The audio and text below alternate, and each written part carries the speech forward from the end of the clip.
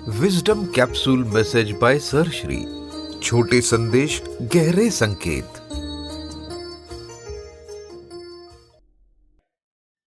एक पुरानी आध्यात्मिक कहावत है।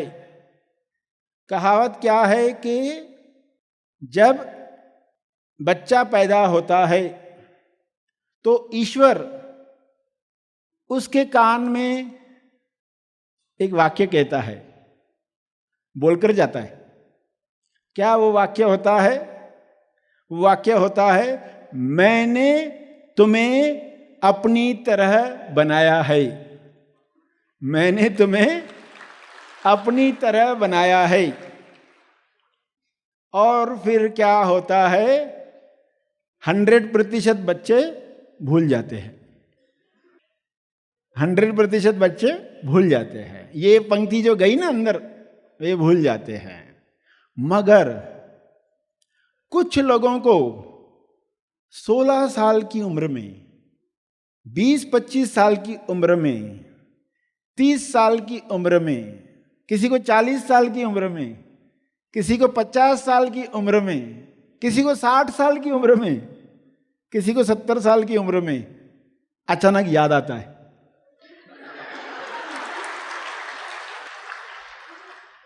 और वहां से यू टर्न होता है। अचानक कोई ऐसी बात याद आई और इंसान बदल गया। और ये होता क्या है? ये याद आने के साथ, जैसे ही ये याद आता है ईश्वर वाणी कि मैंने तुम्हें अपनी तरह बनाया है, ये याद आने के बाद अब कुदरत को नई व्यवस्था करनी पड़ती है। कुदरत को उस बच्चे के लिए जिसको याद आ गया, कुदरत को नई व्यवस्था करनी पड़ती है। वरना कुदरत रिलैक्स रहती है। ये भूले भाले ऐसे ही जीते रहेंगे और पृथ्वी से चले जाएंगे। मगर जिन बच्चों पर वो देखती है, अरे इसे याद आ गया, अब चलो इसके लिए नई व्यवस्था करनी पड़ेगी, कुदरत को काम मिल जाता है। कुदरत को काम मिल जाता है, उससे अपने सारे राज उसके लिए खोलने पड़ते हैं।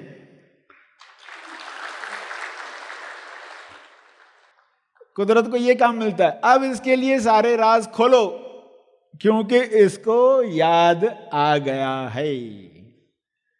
और फिर एक एक करके राज खुलने लगते हैं। तो ये जो राज हैं जब खुलने लगते हैं, तब ये पंक्ति सच सिद्ध होती है। आकाशवाणी सच सिद्ध होती है। और ये सच सिद्ध होती है। आज की भाषा में इस वाणी को अलग शब्द दें तो ईश्वर क्या कहता है हर बच्चे के कान में? आज की भाषा में ईश्वर कहता है, तुम खास हो, बिंदास हो। आज की लैंग्वेज, तुम खास हो, बिंदास हो। बिन दास, बिन दास्य, बिना गुलामी, तुम बिंदास हो, तुम गुलाम नहीं हो। अब बिंदास शब्द का एक और अर्थ आपके सामने आया। तो ये वाक्य मनुष्य देह में ही ईश्वर कहता है, किसी जानवर को नहीं कहता। मनुष्य देह में ही ये कहा जाता है। यानी आपको कहा जा चुका है, क्योंकि यहां ऐसा कोई नहीं है जो मनुष्य नहीं है। सभी को ये कहा जा चुका है। और जिन लोगों को ये याद आ जाता है, हो सकता है आज कुछ लोगों को याद आ जाए, कोई घटना में याद आ जाता है, कोई दुखद जीवन में सीन आती है, कोई परेशानी आ जाती है, कोई मर जाता है, कोई रिश्तेदार, एक बहुत बड़ा दुख, तनाव, डिप्रेशन किसी भी कारण से आया हो, वो निमित्त बन जाता है और आपको याद आ जाता है।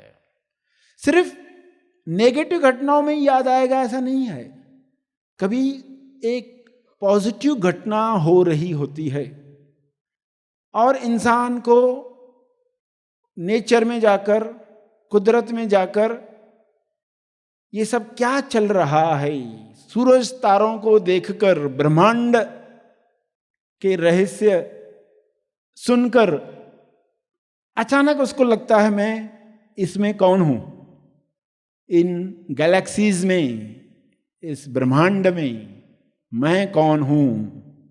नेगेटिव घटना नहीं हुई थी मगर याद आ जाता है।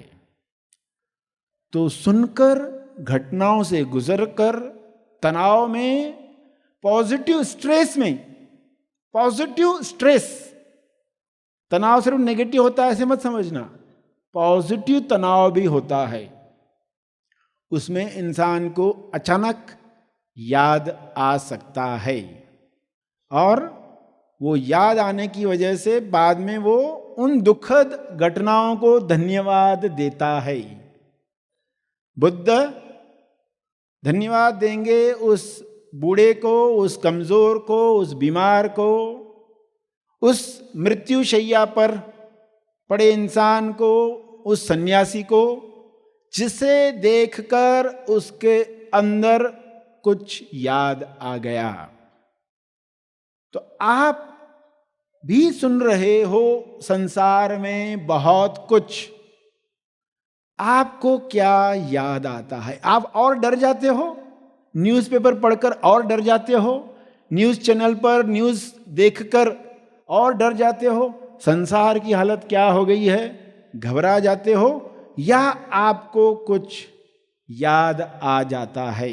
ये आपके श्रवण पर है, आप कैसे सुन रहे हो।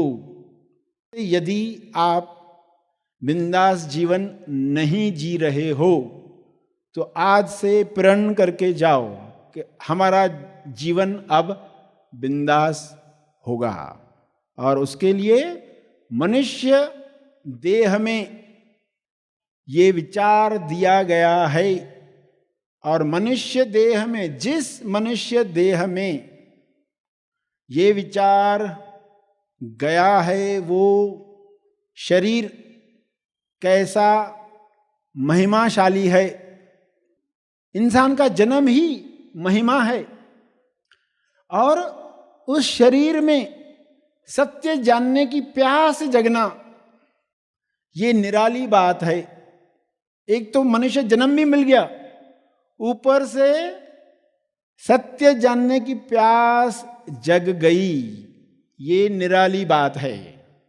और सत्य की प्यास मिलने के साथ उस शरीर से प्रयास होने लग गया, पुरुषार्थ, पुरानी भाषा में कहते थे पुरुषार्थ। जिन शरीरों से पुरुषार्थ होने लग गया उनकी महिमा महानिराली है, सिर्फ निराली नहीं है, महानिराली है। और जिन शरीरों में, इंसान के शरीर में प्यास भी जग गई, पुरुषार्थ भी होने लग गया, और इस पुरुषार्थ क्रम में कर्म समर्पित भी होने लग गया, कर्म समर्पित होने लग गया, उसकी महिमा अपरंपार है। उस शरीर की महिमा अपरंपार है।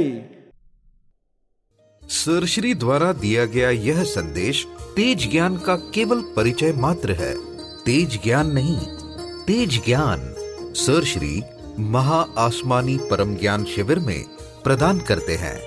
इसका असली आनंद आप शिविर में भाग लेकर ले सकते हैं। यह शिविर आप ऑनलाइन भी कर सकते हैं। अधिक जानकारी के लिए संपर्क करें